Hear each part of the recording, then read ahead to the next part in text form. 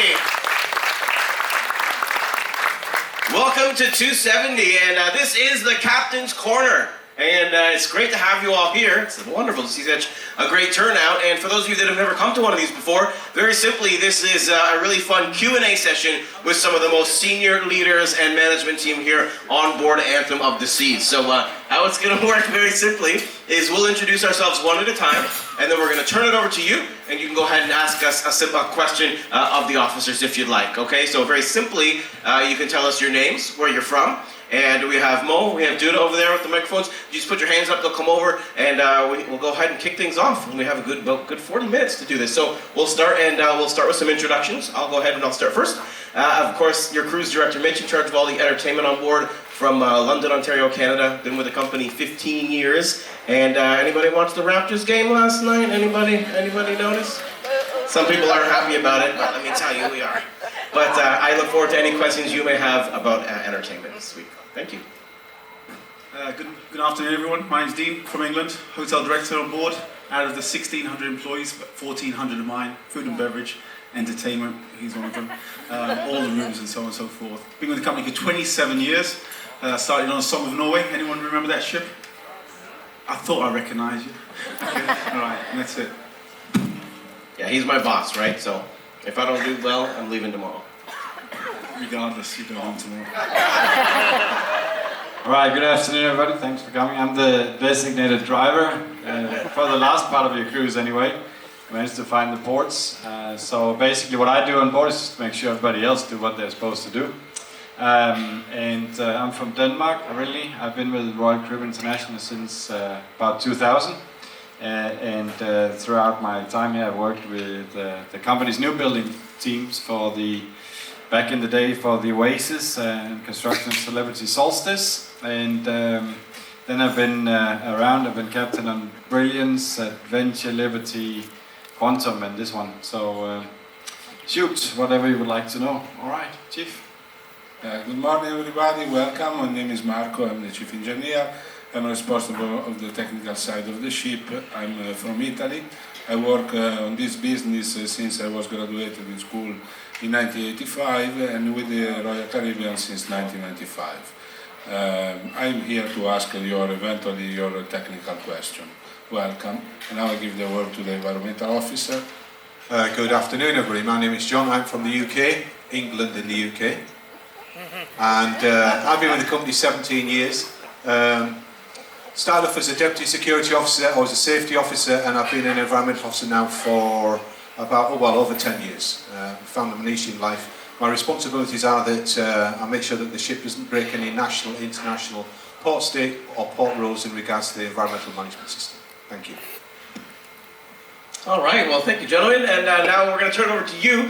So, ladies and gentlemen, boys and girls, the most important thing is you don't have to be shy at all. If you have a question for us, just put your hands up. We'll come on over to you. Again, you can tell us your names, where you're from, and we'll kick things off. If there's no questions, we're going for coffee. Okay, we have our first brave lady down in the front. Hi, my name is Bianca. I'm from New York, and my question's for the captain. What requirements do you have to in order to be a captain, and what advice would you give to someone who may want to follow that similar career path? Right, okay, so it's a 3-week course. You can do it on the internet. Really, you would think so sometimes, right? Captain, that's the cruise director's job, actually. Okay, all right, I won't steal your thunder then. You're the ones making the jokes then, so I'll answer the question. In order to be a captain on a commercial ship, you need a commercial license. So the way it works is that there is something called STCW, which is short for like standardization around the world, to ensure that all nations they comply with a set of standards, so you are sure that people they know what they're supposed to do. And then some nations you can combine that with military, like I did, for example, Navy experience, and then I combined the two in order for sea time required for different licenses. Then you get a provisional license, and then you get an endorsement license, so you can drive a ship with whatever flag is flying on the stern, because my license is from Denmark or Scandinavia, and this is a Bahama flag ship. So what you need is a Master Marriott Unlimited license to drive a ship this size, and there are different categories. So you basically start off with a lower class of license, like entry level, and that enables you to hold certain positions on different sizes of ship, and then you combine the sea time and you write the next exam and you acquire the next license.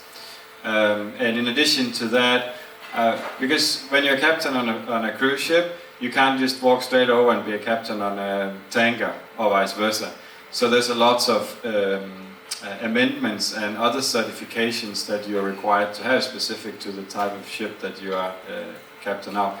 So ultimately, in the end of the day, on a ship like this, you're going to end up with somewhere around 25 licenses that you need to keep current and up to date, and renew quite a few of them every 5 years. So that's anything from, you know, fire, chief of fire, to law, maritime law, and so on. So in order to do that, since you asked how do you have any advice? Well, a lot of the shipping lines, both cruise lines as well as container, tankers, different companies, they have cadet programs, and so do we. And that's a way where you can get in, and then with a following a process, an established process by, in this case, the state or US regulations, then you can get your license faster by following this program to become a cadet. So we take the young people, and then we show them how things are supposed. We don't brainwash anybody. We just show them the only way to do things when you come here, and then you get offered a position with us in the end of the day, or any other line you choose to apply for. Go on. Next question, okay, to the right. Hi, my name is John. I'm from Colorado, USA. Question, as the executive staff, how long are you at sea, and how does that work family-wise? Right, so there's sort of a line here, where on this side you have marine. We are the fortunate people. We work 10 weeks on, 10 weeks off, so it's a part-time job. And then you have on this side of the line, you have the less fortunate people. How long do you work again?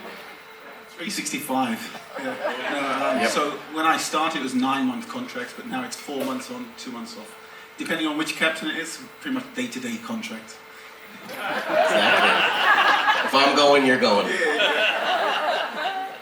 But yeah, so some of the crew will work 6-month contracts when you first start at entry level, and management in the hotel side will typically do 4 months on the ship, 2 months at home. So it all depends on that. So that's why if you want to make it a career, it makes sense to work your way up, because then you're working 8 months a year from our side. But they definitely over there have way better agents.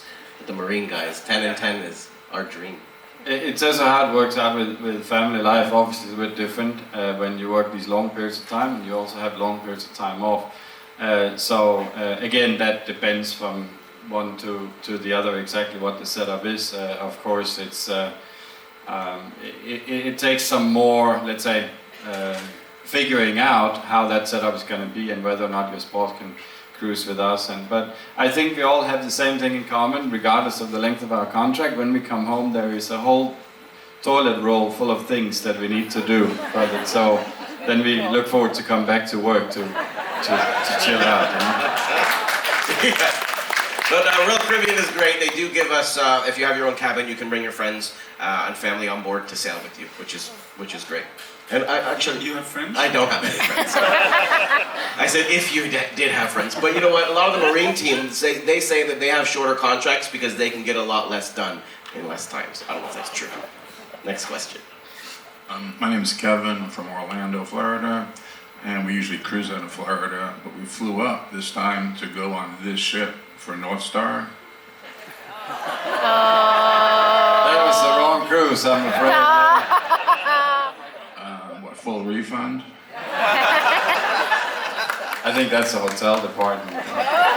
Mitch?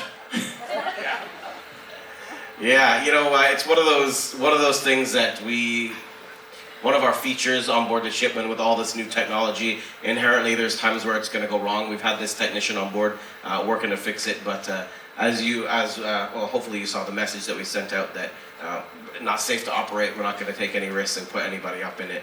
But it is unfortunate, and we definitely do apologize for anybody that really was hoping to go up in the North Star. No, not a full refund though, unfortunately. I wish. I got a question over here. My name is Joel Harmony, from Harmony of the Seas. We've decided to come on this ship primarily because of North Star, but we're going to bypass that conversation. But anyway, Captain, I noticed in your conversation you had said you had some military experience. Does most of your team have military experience? On the marine side, it's not uncommon. Basically, like John is a veteran from the Royal Navy in the UK, and a lot of our team members, especially on the marine side, whether they hold environmental safety or security positions, they come with a great deal of Navy experience. You all sort of come from the Navy, right, John?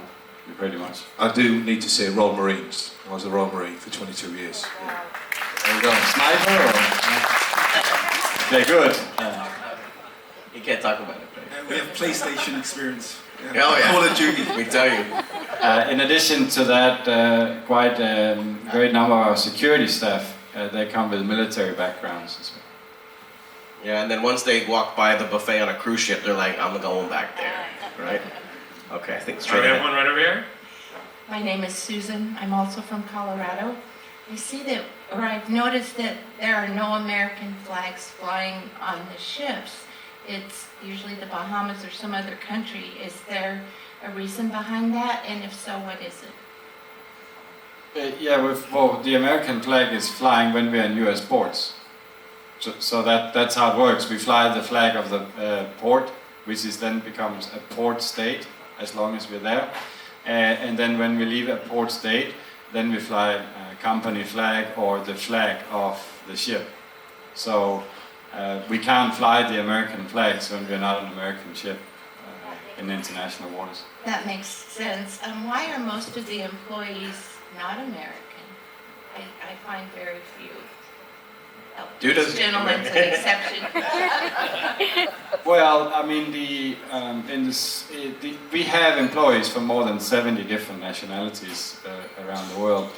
I think in terms of American employees, you'll probably typically find them in mid areas in entertainment, where it's a matter of who applies and the jobs available, the contracts available, the compensation, all this sort of stuff.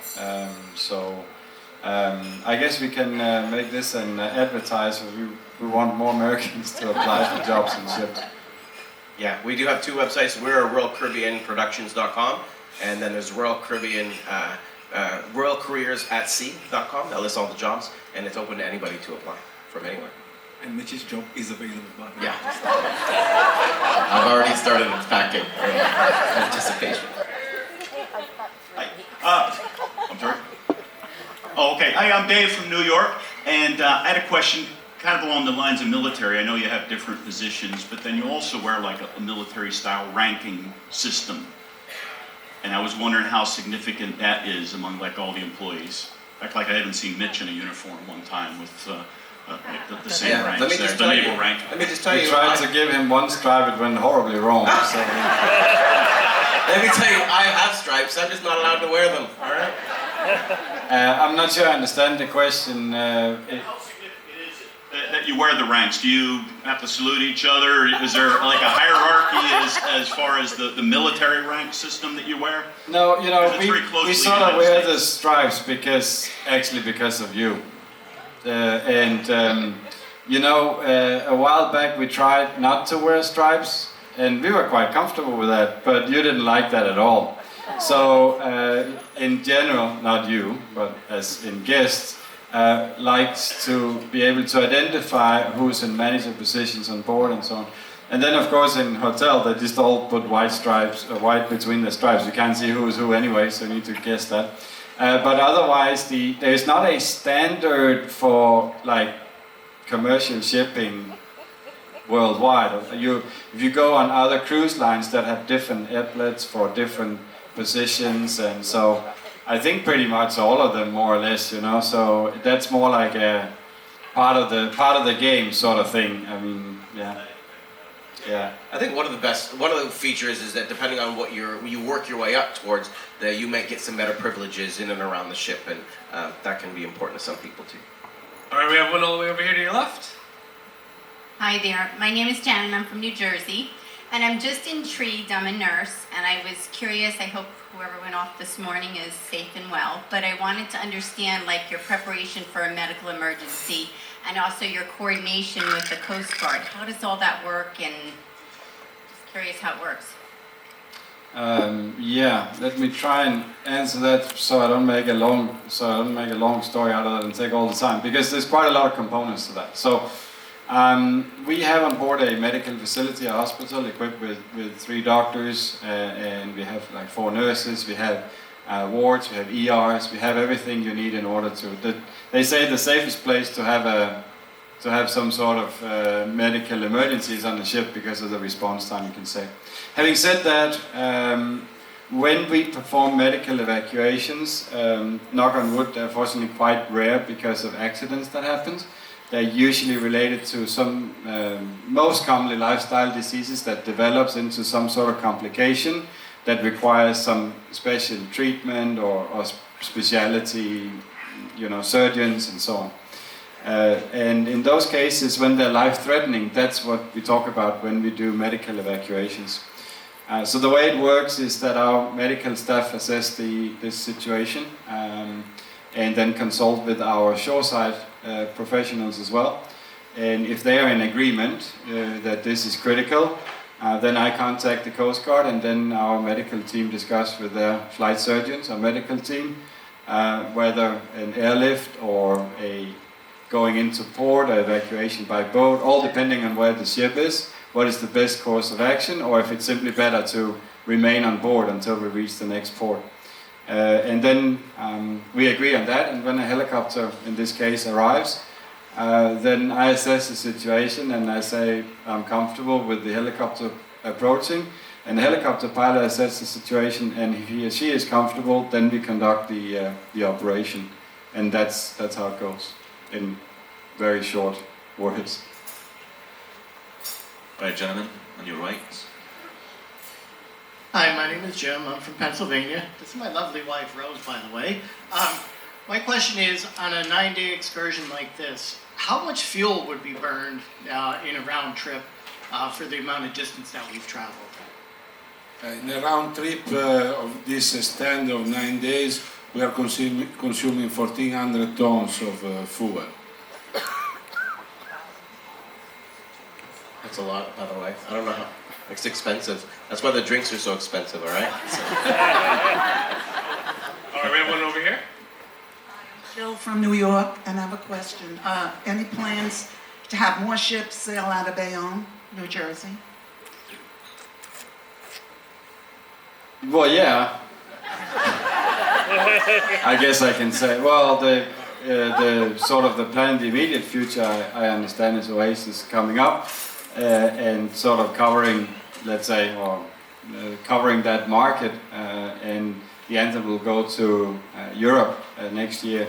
In terms of what happens after that and in the future, it's more like a deployment, commercial/deployment decision to make depending on the market demand in that area. So I'm not aware of additional other than that at this time. Can there be more than one ship sailing out, or not? Yeah, we also have Celebrity. Adventure is a seasonal deployed ship, so basically we, as you know, operate out of the Cape Liberty cruise terminal, and there are some opportunities there as well, but it also depends on, for example, how we put the cruises together. The thing about New York, as great as it is, it's kind of far away from other things. So unless we're talking about a northeastern run, which is sort of like your own backyard, so it needs some serious consideration as for how to put the cruises together, because it's expensive to operate a ship to the Caribbean when we need to go at this speed all the way from New York compared to, for example, sailing out of Fort Lauderdale or Miami. What about Brooklyn? Don't know. Does anybody know? No. Sorry. Years ago, we used to sail out of Manhattan, somewhere in America. Anyone remember that ship? But obviously, we're too big to go riding downtown, and we don't have contracts with the other terminals. So Bayonne is well situated for all our guests. All right, gentlemen, at the balcony on your right, up here. My name's Lexi, I'm from Pittsburgh. This is more of an observation that I made, but there's no female bartenders. Is there a reason for that? What did you do to them? There definitely There is a couple. Yes, there is. So we have about a 4-to-1 ratio men to women on board a ship. We try to attract as many people to come and work for us as possible. So that, again, there are vacancies for men and women in all departments. And also the beverage manager is a lady. Yeah, So, Vivian. you know. And yeah. All right, we have another one right over here on your left-hand side. This little gentleman right All the over way to the here. left. I'm Troy from Michigan. And do you know where the crew members sleep? Troy, didn't you win the cake decorating contest? Yes. He's famous. He's famous. We know where the crew members sleep? Yes. We do know. On the bottom of the ship. Yeah, so there's definitely all different areas for the crew. So most of the crew are down below. All right, so you might be on deck number 2, deck number 1, or deck number 0. Unless you're the hotel director, you live way up top. Only because the captain likes to keep an eye on me, that's all. So I'll tell you, when the lower rank, the entry-level positions, you're more likely going to share a room. And then the higher up you get, if you get promoted, you start to get your own cabin, then you're living large. That's what you want to have. On your left, gentlemen. I'm Diane from Massachusetts, and I'm just curious as to the turnaround time, us leaving the ship and the next group coming on, there's like, what, 4 hours? And how, I guess this is a housekeeping question, how the heck do you turn this thing around to get more people on in that amount of time? I can't even clean my little house in 4 hours. Well, it really is a military operation on board the ship. As you can imagine, 5,000 guests going off, 5,000 guests coming on. We dock at 7 in the morning. First guest leaves the ship around about 7:45. And then we have the first guest coming on around about 10:30, 10:45, if everything goes well. Over 2,100 rooms for the guests, all are stripped down to bare bones and then refurnished, all linens and towels and stuff. We have about 150 to 200 tons of food coming on each turnaround. 10,000 suitcases off, on, and we do all that in the limited hours, as you see, because we sail by 4 o'clock. So you're welcome. Pretty cool. One thing you will notice about the cleaning aspect is that you'll always see our amazing public area cleaners all the time. So essentially they're working 24/7 cleaning. So when it comes time to go off the ship just needs a little sparkle, a little spruce up. And since you mentioned cleaning, we had a public health inspection. I'm not sure if anyone saw the inspectors going around. We are held to a higher standard than any other industry in the world, and we scored a perfect 100.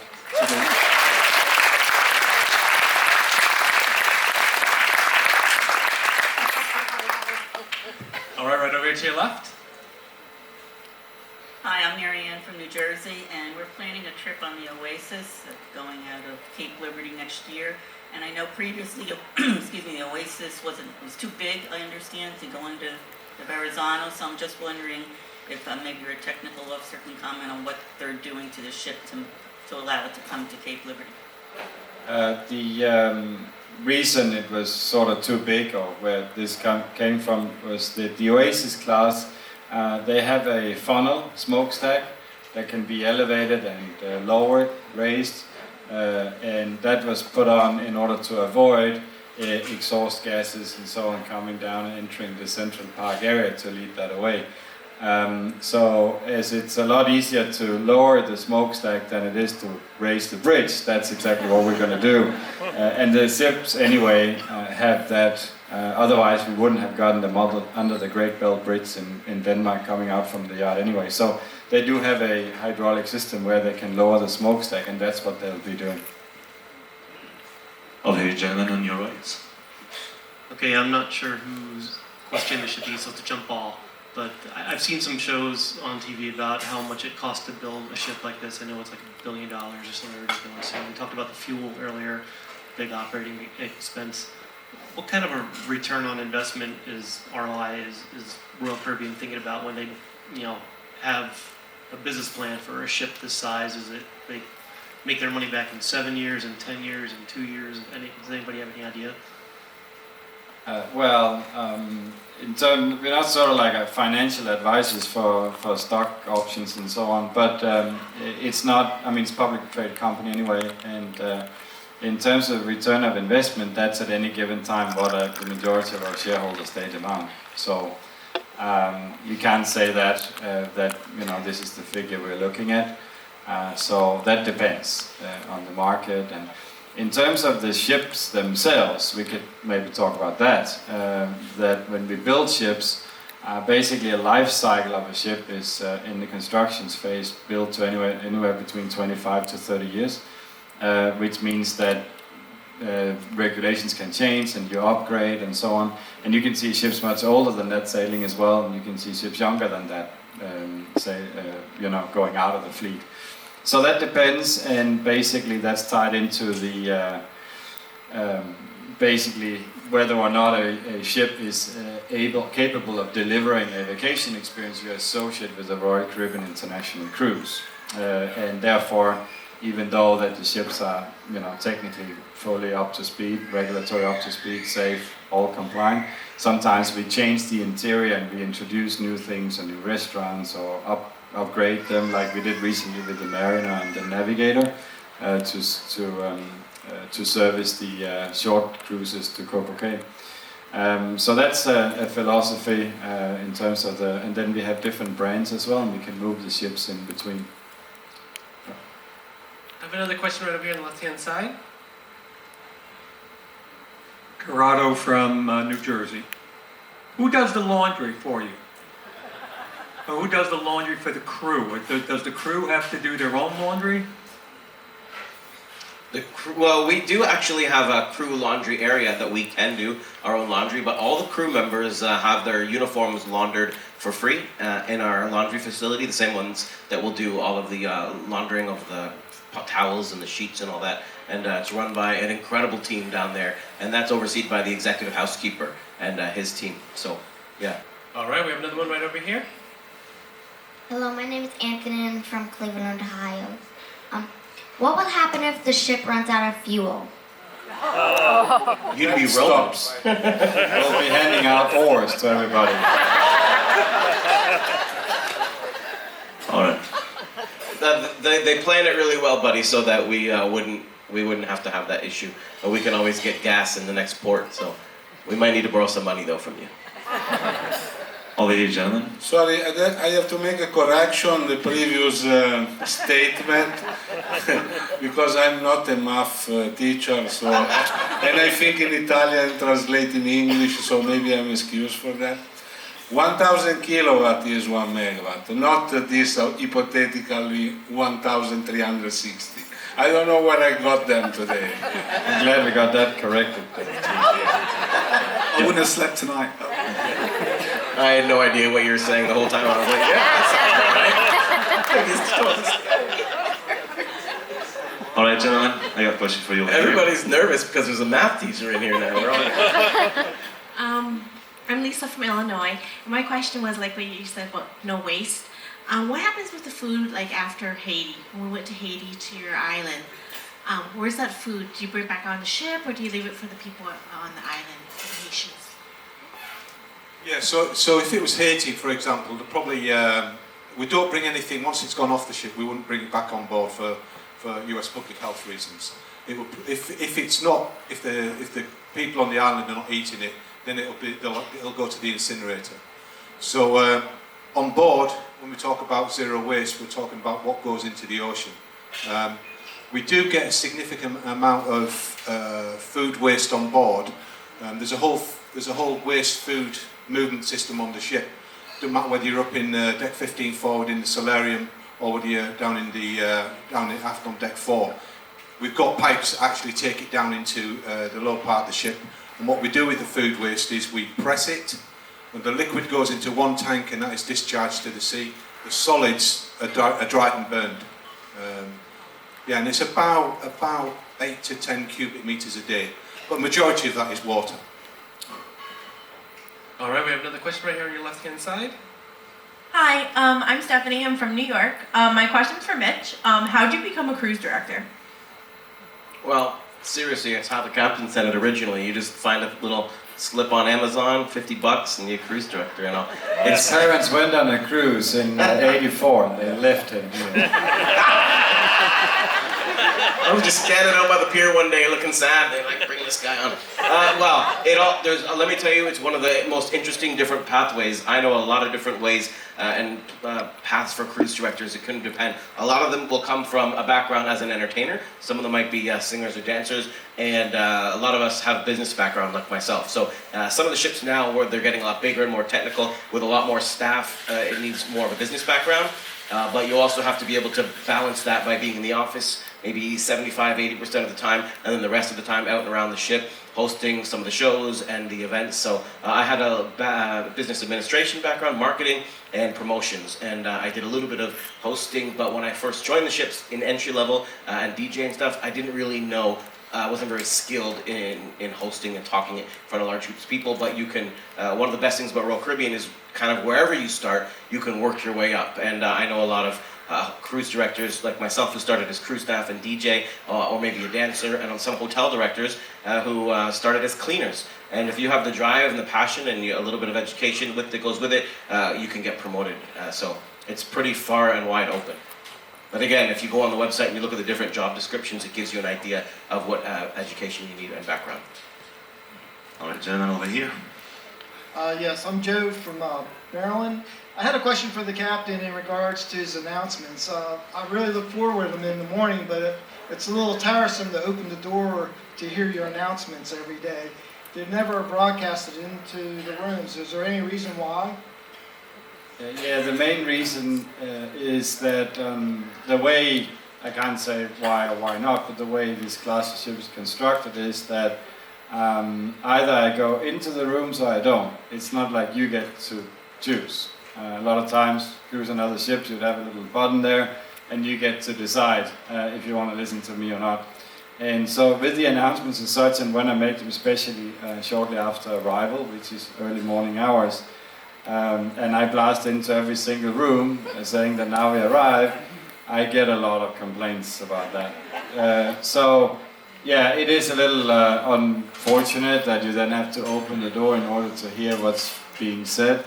I think we are looking into in a way to get that over the TV, so there would be a channel and stuff, you could get it there, but I'm not sure where we are with that. But it's not something we can just change for the design of the ship. I can't say why it was changed at the specific time that was decided, but I do hear it from time to time.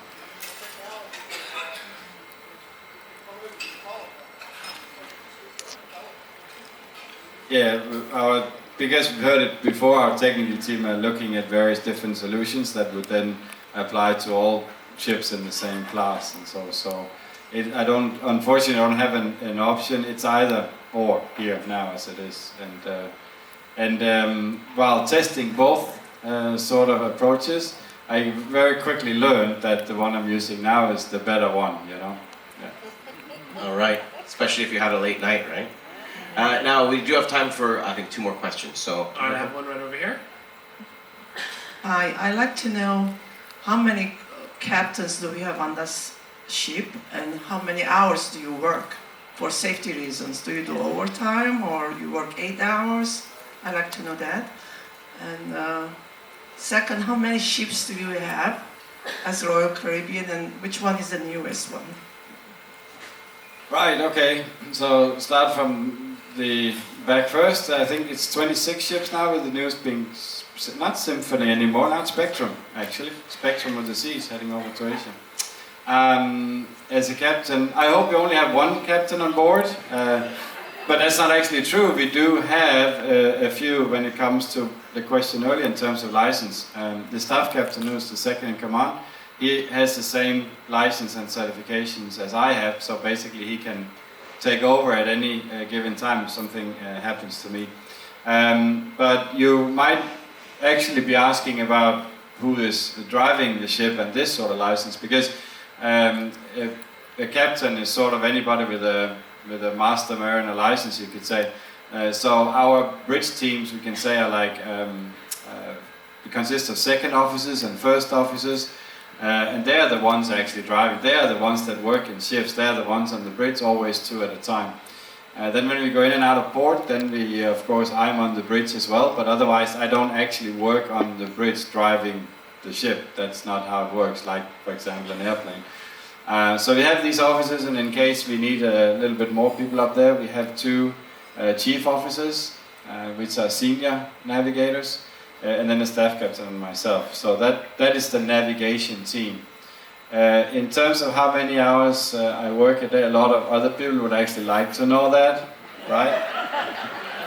That depends. So I don't have a fixed schedule. I mean, I work as circumstances dictate, and depends on ports, how we're deployed, if anything happens, like, for example, this morning with medical evacuation and so on. So no 2 days are the same, really.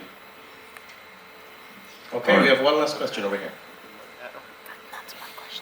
Hi, good afternoon. My name is Martin from Glasgow in Scotland. Firstly, can I thank you all for a wonderful cruise? And